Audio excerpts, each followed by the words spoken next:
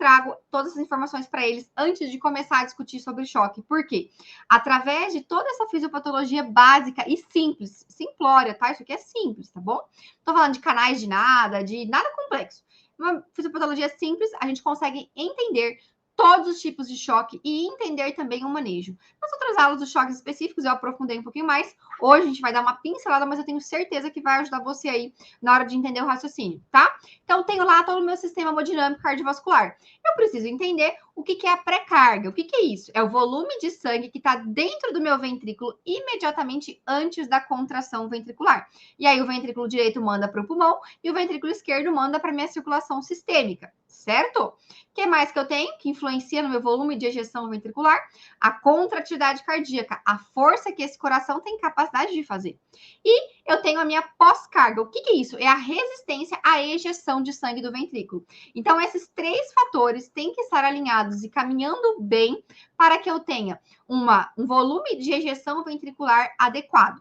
Esse meu volume, junto com a minha frequência cardíaca, define o meu débito cardíaco. O que é o débito cardíaco? É um volume por tempo. Quanto que sai de sangue do meu coração por minuto, certo? Esse é o meu débito cardíaco. E o meu débito associado à minha resistência vascular sistêmica, ou seja, os meus vasos estão constritos ou estão dilatados. Então, essas associações definem a minha pressão arterial. Então, eu preciso conhecer essa fisiopatologia, essa fisiologia básica hemodinâmica, para eu entender o que vai acontecer nos choques, tá? Então, vamos falar do choque hipovolêmico, por exemplo.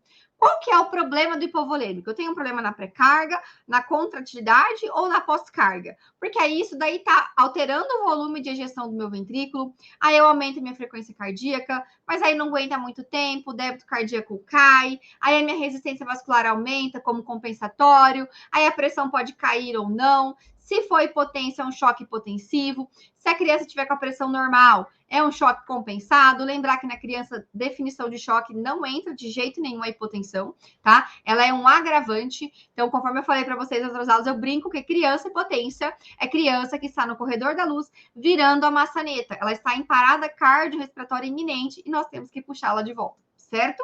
Beleza? Então, o que tem no hipovolêmico? Qual que é o problema? O que vocês acham? Digita aí no chat, vamos conversar, bora falar comigo aí, tá? No hipovolêmico, o que está acontecendo na pré-carga? Essa pré-carga, ela é baixa, tá voltando pouco sangue no meu ventrículo, certo? Por quê? Ou o meu paciente tem, por exemplo, uma diarreia aguda, uma diarreia grave, uma perda volumétrica, e aonde está a pré-carga desse meu paciente com diarreia? Eu brinco aqui em Cuiabá, né? Ele está no Rio Cuiabá. Então, a pré-carga do nosso paciente com diarreia aguda está boiando no rio, certo? Ele perdeu, eliminou, vomitou, teve diarreia, tá? Uma criança que teve um trauma, um sangramento, perda sanguínea direta, um choque hipovolêmico hemorrágico. Uma criança vítima de queimado, perdeu ali para o ambiente, né? E terceiro espaço também. Então, choque hipovolêmico, o problema é pré-carga. O coração, a princípio, tá beleza, 100% sem problemas. E a pré-carga no paciente hipovolêmico também, a princípio, é normal. Então, o problema dele, a pós-carga, né? Perdão. Então, o problema dele é de pré-carga, volume que eu vou ter que dar. E aí tem aula de choque hipovolêmico para vocês.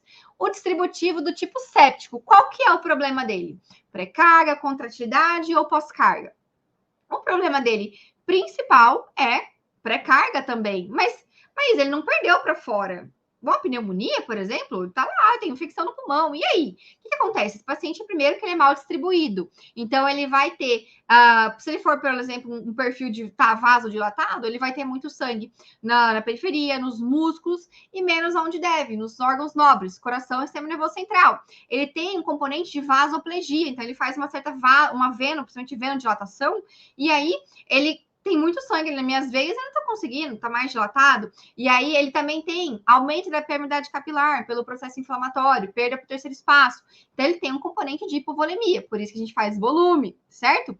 Contratividade do choque séptico. Meia boca, né? Não é igual o cardiogênico, que tá geralmente mais debilitado, mas pelo processo inflamatório intenso, a gente tem uma certa queda na contratividade cardíaca, tá? Por isso que a gente usa, por exemplo, naquele que é refratário a volume, a gente usa epinefrina em dose inotrópica, para ajudar justamente nesse débito aí, melhorar essa contratividade. E a pós-carga geralmente também está ok, não tem nenhum problema na pós-carga, tá? E aí, do cardiogênico, Geralmente a pré-carga tá ok, às vezes até aumentado, né? O paciente está hipervolêmico, ok? O problema maior é a contratilidade, o coração não está conseguindo ejetar esse sangue da forma adequada, certo? E a pós-carga, dependendo da causa, também pode estar normal ou não. Se for, por exemplo, um choque cardiogênico por conta de alguma cardiopatia congênita, dependente de canal, pode fazer aumento na pós-carga, tá certo? Que a gente vai falar mais um pouquinho nas etiologias do obstrutivo. E aí tem também um componente de cardiogênico, tá? Mas no geral, se pegar, por exemplo, uma miocardite viral, ele vai ter mais problema de contratilidade e não de pós-carga, beleza? Tá dando para entender, gente? Tudo certo? E aí, falando do obstrutivo, que é o nosso objetivo de hoje, qual é o problema? Pré-carga, contratilidade ou pós-carga? O que vocês acham? Quando a gente fala de choque obstrutivo, o problema é que não está conseguindo ejetar sangue de dentro dos meus ventrículos. Pode ser só do ventrículo direito, por exemplo, um tromboembolismo pulmonar maciço, pode ser só do ventrículo esquerdo, por exemplo, uma coarctação de aorta, certo? Então, a aorta mais estreitada, o ventrículo esquerdo tem dificuldade de ejetar. Pode ser de ambos, por exemplo, um tamponamento cardíaco, um pneumotórax hipertensivo. E a gente vai falar um pouquinho sobre essas etiologias, tá? Então, quando eu tenho um paciente com instabilidade, volume de disfunção ventricular baixo, débito cardíaco baixo, aumenta a resistência vascular sistêmica, tudo isso tentando manter a pressão arterial normal. No choque obstrutivo, o problema principal é a pós-carga e a gente tem que resolver isso daí. Fechou?